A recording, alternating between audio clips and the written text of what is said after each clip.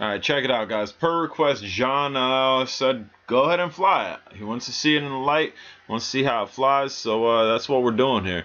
As you can see, it really pops, it really shines. There's a lot of glitter and whatnot in this. I'm not going to kill the entire battery on this just because I don't want it drained down so low that when it ships, it goes lower than it should. As you can see here, it really shines from any angle. It kind of shifts color as well. You kind of got a purple on the tips there. You have like a spilt black underneath it with the silver that's really shiny. Again, I gave it a really odd look. That spot right there we're gonna have to go over again because that was a pressure point and I decided to stick the battery in prior to it actually being done, and it was a little bit tacky. So again, you could see all different types of colors on this. You see no spray on the motors. Everything was masked off properly. So we're going to go ahead and pick up the controller. We're going to do a down and out. We have no GPS lights lit. That means everything's the way it should be. We are going to put this toggle in 2 and the right toggle's on 1. That puts us in GPS mode, GPS hold with altitude hold and whatnot. So we have it up. The drone flies well. GPS works. These drones don't come out of the box working 300%. You really need to be able to work with this drone. If you want this drone to be an awesome drone for you, you need to be able to spend time with it. Bam! There's a really good look at the purple underneath. It looks purple on camera. It gives off a reddish look in person, and then as you go lower, it turns like a deeper purple. It's the color combo I did on this. I honestly outdid myself. I spent way too much time on this, but it came out really well. We're gonna go ahead and give this a little bit of fly. We're not gonna fly this too much because again, I really don't want to have to try to duplicate this. It's already paid for. If a bird decides to come down and grab this because I'm flying too high, I don't want that to happen. So we are going to baby fly this. I will take it out just laterally, just a little bit, and we'll bring it back in.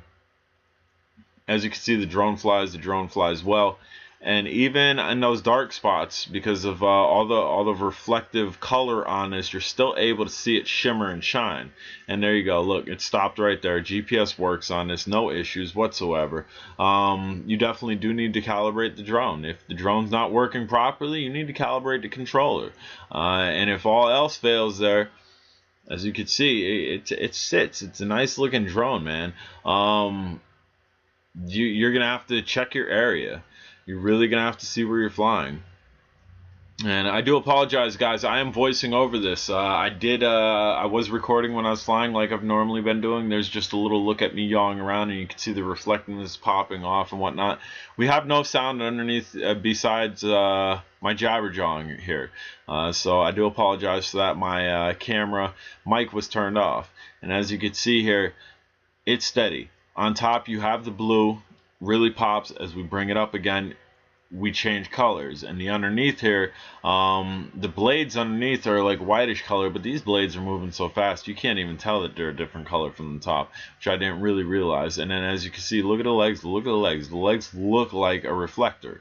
And I've used no reflectors or anything on this. All the way underneath, all the way around, it's just like glitter and pop. So it's definitely something very visually appealing for me, and I'm sure a lot of people. I know when I buy a drone from a manufacturer and they have like red glitter or red hammered type high gloss, really poppy looking to my eyes, I'm drawn to it. And I'm drawn to this drone, and I almost hate to get rid of it, but I'm definitely getting rid of it. Somebody's paid for it, and this was done for them. I don't have this drone. I can't duplicate this.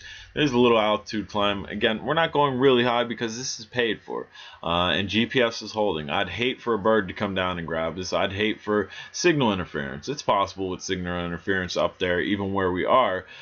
It's not likely because I'm flying in a really good area here. I'm flying in a really wide open area, but it is possible, and I don't want to chance this person's drone. Generally, when you buy a drone off me, I'm not pre-flight. Right there, as you can see, we're coming down, and then it's going to hold its position. once I let off the sticks and I bring it towards myself, it flies nice. It flies smooth. I'm not afraid to fly this past my face. But yeah, if you buy a drone off me, I'm generally not going to do this. Absolutely not. I'll fire the motors inside, make sure they work, and make sure they fire without any type of resistance. I'll also make sure the GPS lights underneath the module on the drone and on the controller are lighting and blinking, and make sure the controller binds to the drone itself. But as far as doing this, this is out of the norm for me. And again, GPS lock works really well. As you can see, it's shifting just a little bit to the left, but not much, man. This is holding pretty good. And we'll go ahead and give you another look at it here. Thing just sits. I mean, with an action camera underneath this really doesn't give off much vibration at all. You can get some epic shots. We're going to go ahead and take off the hat cam here and give you a really good look at it up close in its face. You got purple, blue, you got like a gold color hiding underneath this.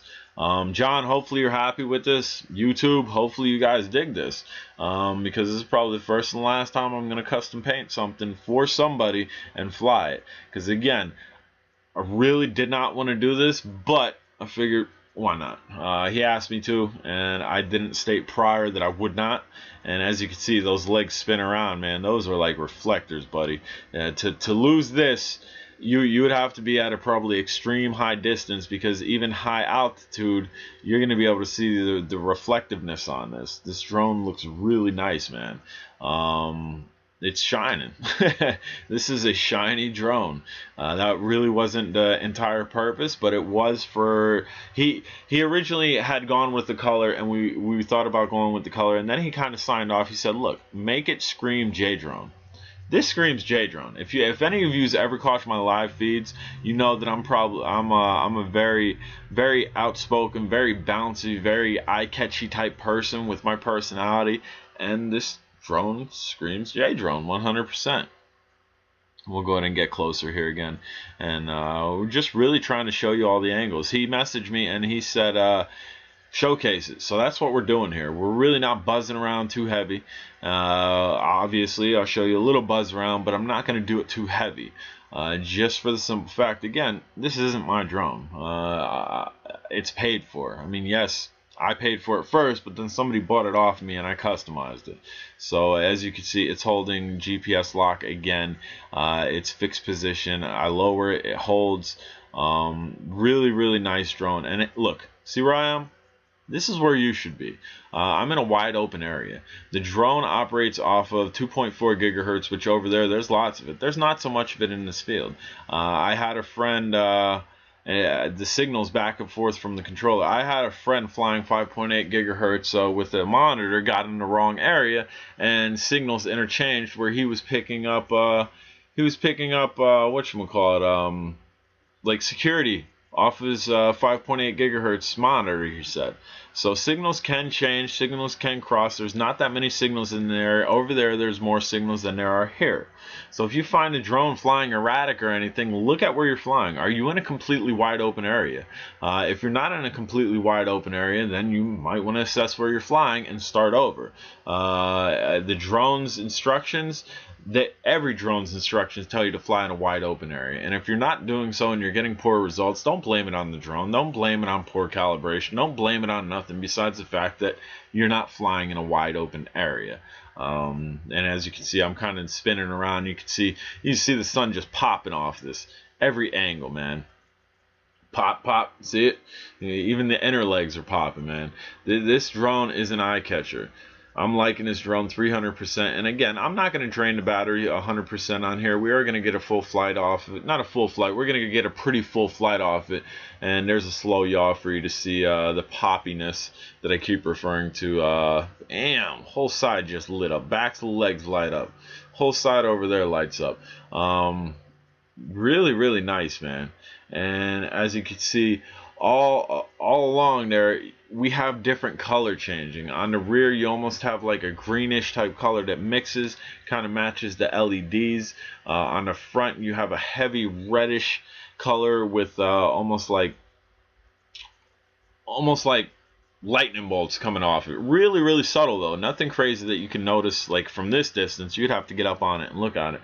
But guys, this is it. John, hopefully you're happy with this. We are going to Set this on the ground here. We're going to pan around, let you look at it once more here. Slowly pressing down on your left stick. Don't do it fast. Do it slow. There's no rush. And then hold down. The motors will shut off. Guys, that's all that's to it. Hopefully you guys enjoyed this flight. Hopefully you guys enjoyed the paint job that I did. This is a really nice drone. I like this drone. Still my #1 drone. I have the Spark, I have the Phantom, I have Bugs drones out the wazoo, and this still is on my top list. We're gonna go ahead and put the hat cam down here to give you a really good look at it.